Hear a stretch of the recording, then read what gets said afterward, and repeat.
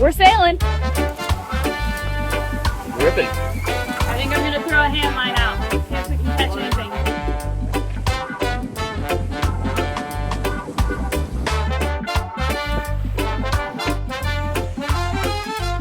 It's wonderful. It's like a really cool little beach that I think we'll check out.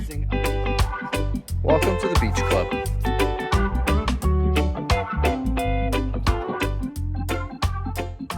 Cheers.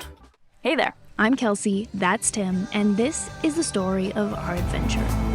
Life is fleeting, and we want to squeeze every bit out of it. We are wandering the world, so home is a bit of a moving target for us. We love finding the random, the remote, and sharing it all with you. So subscribe to get lost with us and hopefully find some inspiration to go after your own dreams.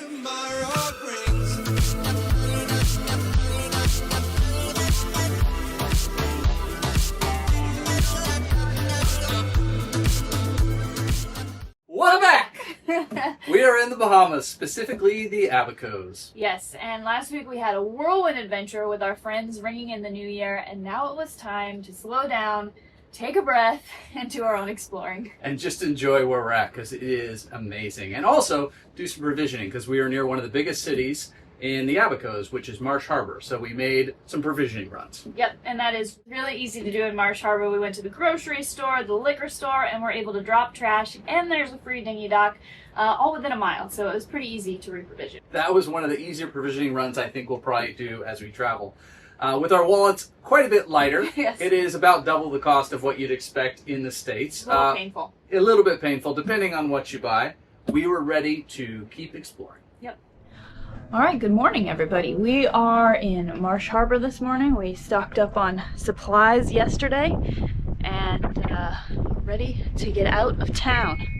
So we're gonna sail to a little quay about, I don't know, 14 miles away from us. So not a big sail, but No, not too far. we've got some good wind. Yes, got some good wind, and then it's one of these spots that's just like a public beach that's got a barbecue and stuff. And Yeah. someone said to check it out. Ooh. So yeah, that's what we're headed for today.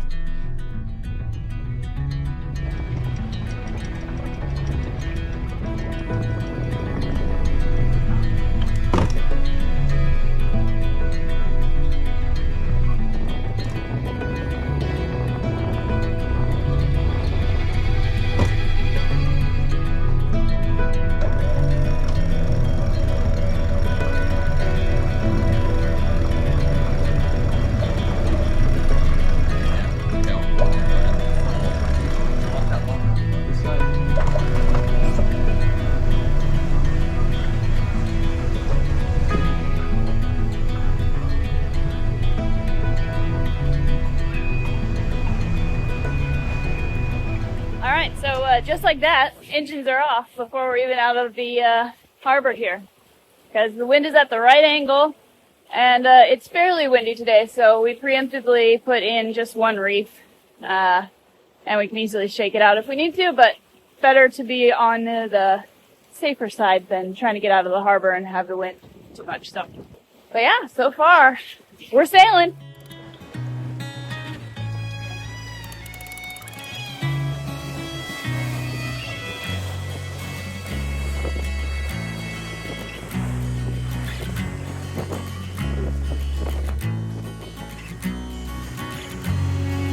Ripping.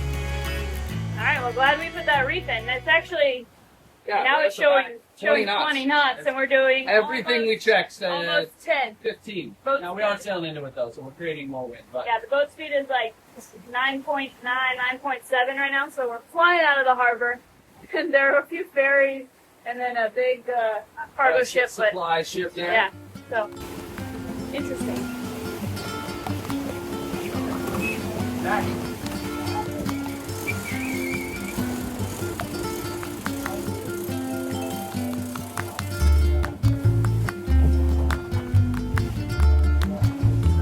Now loose. Yeah, we got it.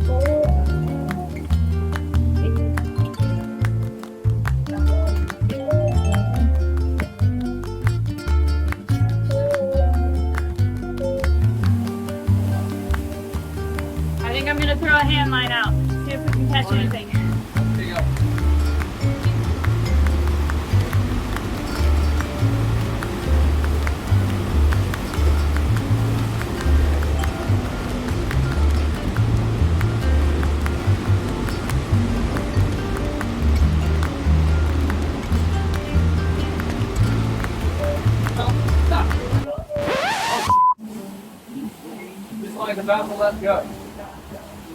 The whole cover's stripped off. Do you want to do it? I'll go up there. Yeah, go.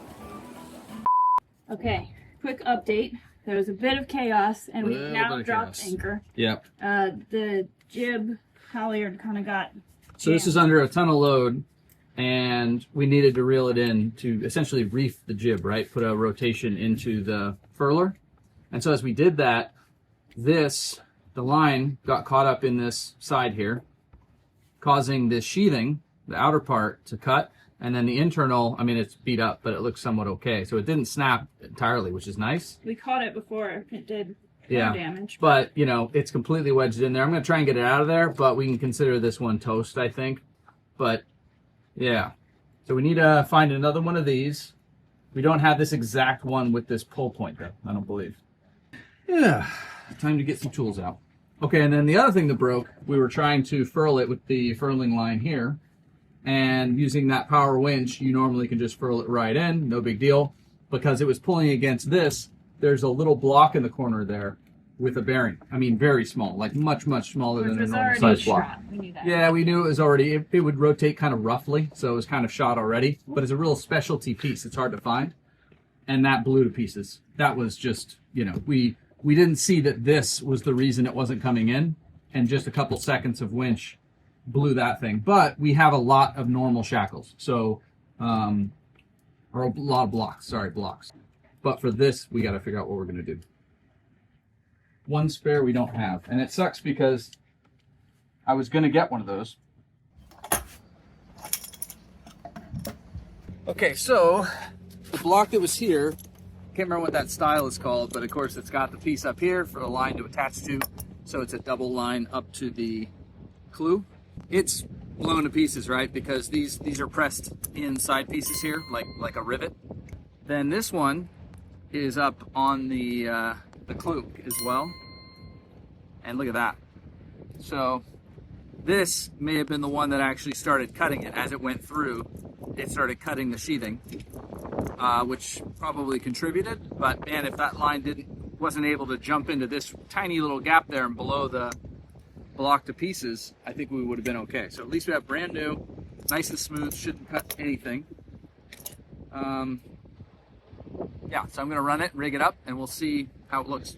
I'm gonna do a bowline up there. We can splice an eye into it maybe tonight, but I think a bowline will be just fine to hold it.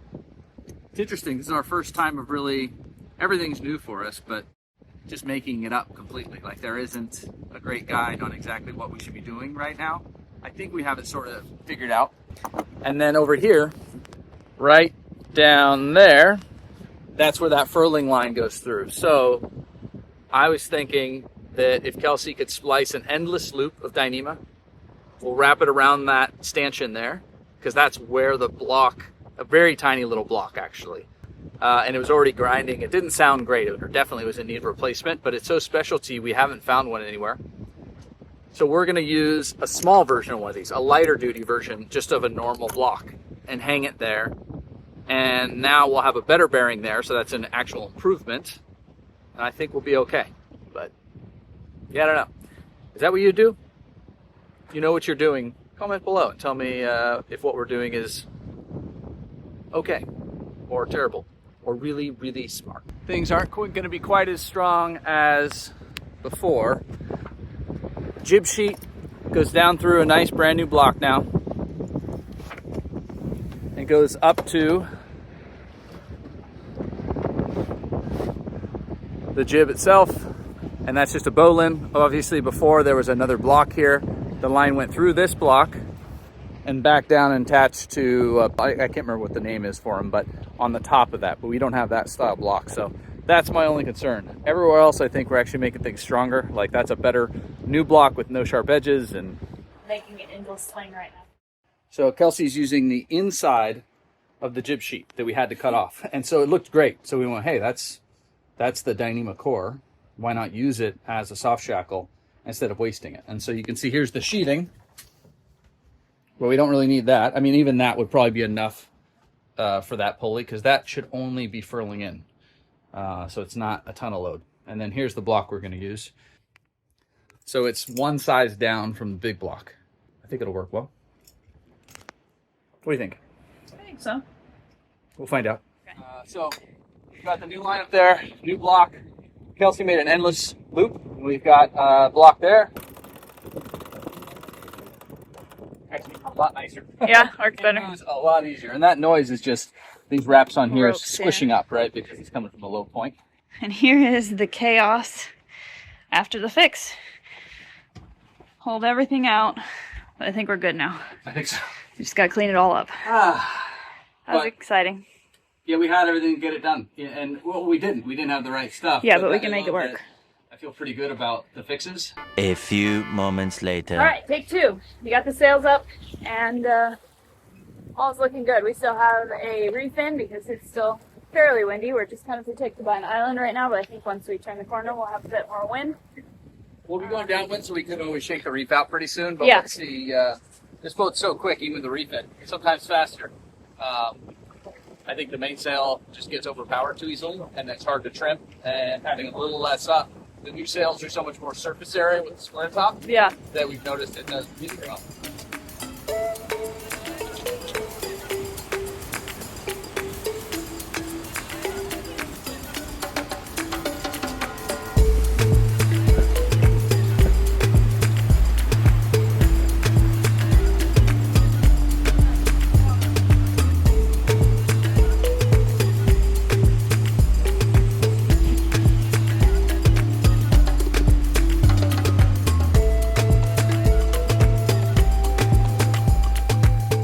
So I just put in a little string, basically, like a whipping line, so that we can see where the first reef is on that main halyard, which I think will help.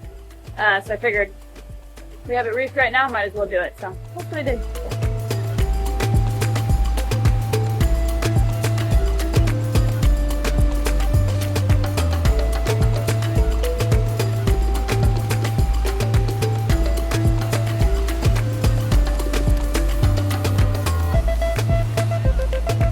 It's just so peaceful sailing in the, I guess this isn't technically the Sea of Abacos, but the Abacos, because for the most part, you're very protected from any swell. So you get like this flat, nice, beautiful, clear water, and then the wind. And so even if it's not super windy right now, the wind has died a bit.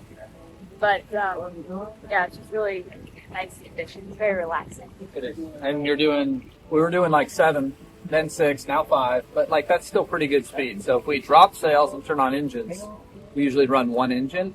We'd need to be half throttle probably to do 5.3 or 5.5 or whatever. Yeah. Boat speed's 6 right now even. Yeah. So to do 6, you need a fair amount of our little diesels kicking, right? Yeah. And so it's wonderful. And we're in about 7.5 to 8 feet of water right now, Yeah. which is just so crazy. Which is, we're in the quote channel. Yeah. So this is where you want to be, but it is, the depths around here are just crazy. Occasionally you'll see like 4, 3.9. You're like, we draw 3.5. So it's a little disconcerting, but we have been good so far, but you really got to stare at the charts as you sail. Yep. It's like a castle. Look at that. It does look like a castle.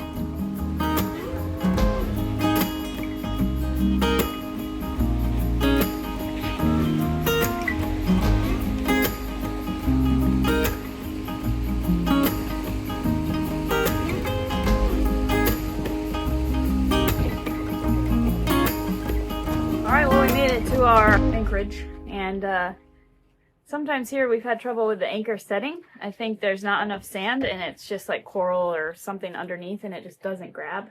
So we thought maybe it was grabbing. I jumped in and it wasn't going to hold. We wouldn't feel comfortable with it. So we finally have a good grab, I think. So we just moved out further from shore. Less protected, but the wind's dying, so it's not a big deal. And it's still so peaceful back here, you wouldn't know that it's blowing 18 knots. Yeah. Just right there. But as soon as we moved out and got on a patch of sand, it just dug in hard. But yeah, near shore, a couple of times now, we've had this anchor always set perfectly, but just 2 locations, we've dragged big lines, you know, 100 yards, and then picked it up, put it in again, dragged again. And that other time, at least, I was able to get in the water, see it on its side, pick it up, and put the point in, and really push it in through the top layer of turtle grass. Yeah. But here, I think it's just rock beneath it. so there's nothing to dig into. Yeah. You could maybe get it caught on a little bit of coral or something. It's coral beneath sand, so it's not a live coral. It's just the coral base that like the islands are made out of. Yeah. And so I guess you could catch an edge of it, but if it snapped off, you would then be dragging. So it's much nicer to get out a little further and get deeper sand. So I think we're good now, and it looks like a really cool little beach that I think we'll check out. It's gonna be a bit of a bumpy ride over there, I think. Never can really tell how deep or shallow the water is. It all looks so clear. But at any moment you could be hitting. I think we're okay. And we're touching. Here we go. Nicely done, sir. Perfect. Pull the motor at perfect time. Yep.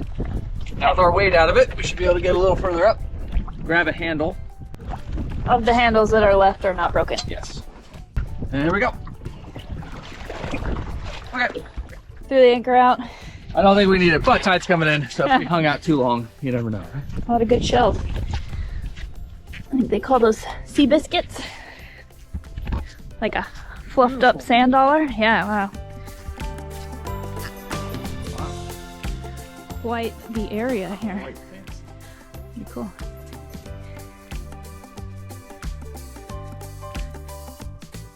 Oh, look at all the wood somebody cut. Arizona to Bahamas. That's funny. Oh, that's wild.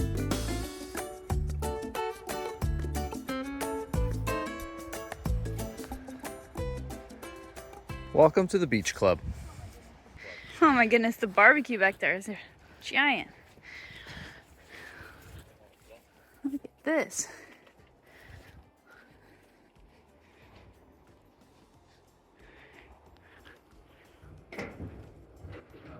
Ugh. Wow. Oh. This is pretty cool. We got a machete.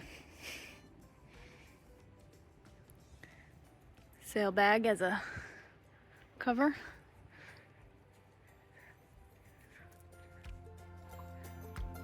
Amazing, amazing, amazing.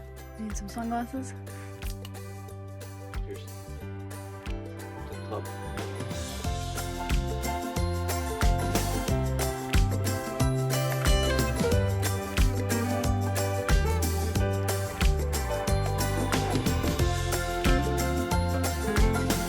Cheers.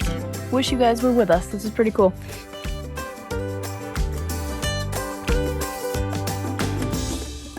That is just a little taste of what life has been like here in the Abacos. It's been so amazing. And there's been so much wind, we've used almost no diesel. I'm kind of blown away at how little the tanks have moved. Yeah, it's been so crazy to be here. We've really just been having our minds blown. We can't wait to share more of it with you. We've been doing a lot of underwater and in the water exploring. Yeah, I can't believe how easy it is for a newbie to harvest most of our meals at this point from the ocean, whether it's conch, crab, lobster, or spearing or catching fish on the hook every time we sail.